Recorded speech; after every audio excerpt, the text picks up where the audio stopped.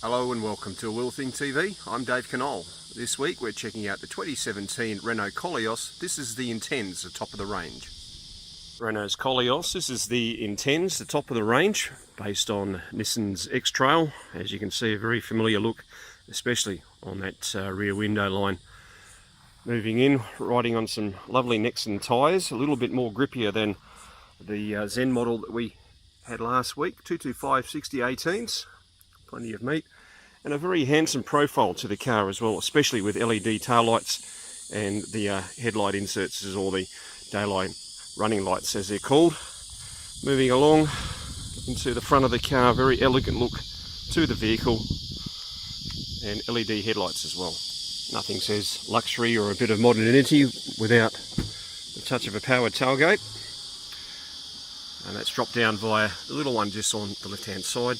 Plenty of room in there. It's a screamingly huge boot for the kind of car that it is. Of course, 60/40 split fold rear seats. A little bit of room underneath, holding, well, a nice little foam cover, but underneath that is what we're looking for.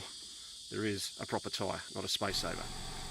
You can't have a French car without some sort of quirk, and here in the Koleos what we have is a stalk on the driver's right side of the right hand steering column for the Australian market, where the audio controls are. And for the cruise control, they're down here in the centre of the console, just behind the gear stick.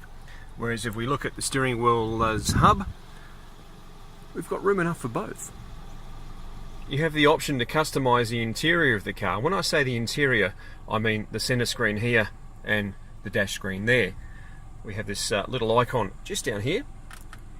Touch that, comes up with central display and instrument panel. And what that allows you to do is detach that, go through, and as you can see, if we go to the center console or on style 2, we can change that to style 1, style 3, even style 4. We'll go back to style 2.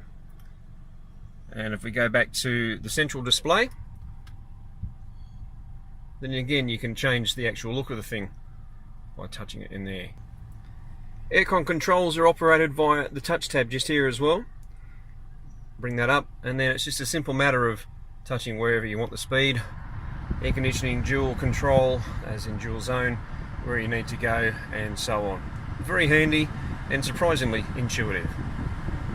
It's a 2.5 litre petrol engine with 266 Newton meters of torque, running through a constant variable transmission with 7 steps programmed into it. Now the trick with this is not to hit the accelerator pedal all that hard, because otherwise it'll make it feel more like an old style manual with a slipping clutch.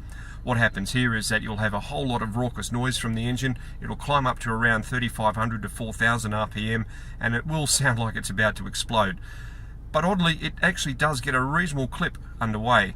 You'll see the numbers change from 30 to 40 to 50 to 60 pretty rapidly. It just doesn't feel that it's all that quick.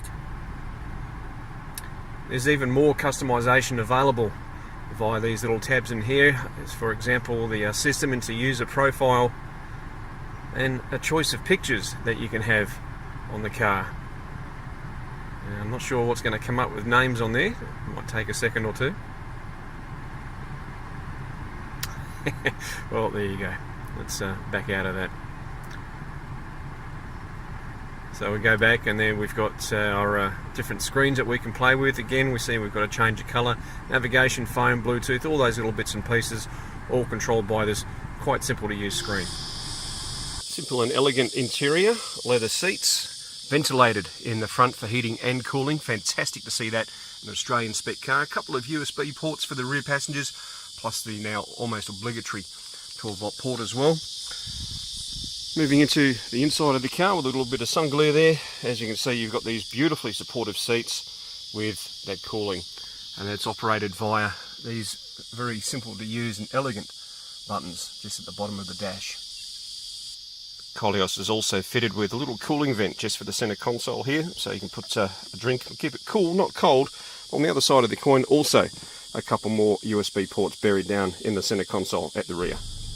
Along with a pretty decent fuel consumption of around 7.7 litres per 100 kilometres as an average, you'll also get a pretty good handling package.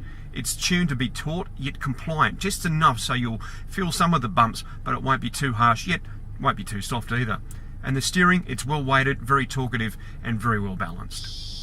It's a 3 model range with 4 trim levels. There's the Koleos Life, the Zen in 4x2 and 4x4, and then there's this, the Intens, which is an all-wheel drive situation.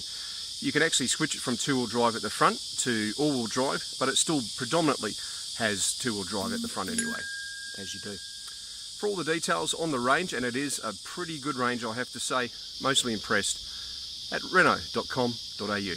For Will Think TV, I'm Dave Knoll.